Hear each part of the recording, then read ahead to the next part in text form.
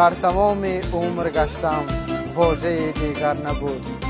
مهربان بسیار دیدم هیچ کس مادر نبود. حرمت هر کس جدا و حرمت مادر جداست. مادر من خالق روی زمین بعد از خداست.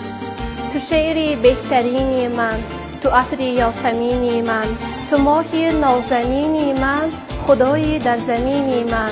ایا مادر فدایت من، بمیرم من برای تو، نآید کس به جای تو. همه دنیا نمی ارزد به گرد خاک پای تو.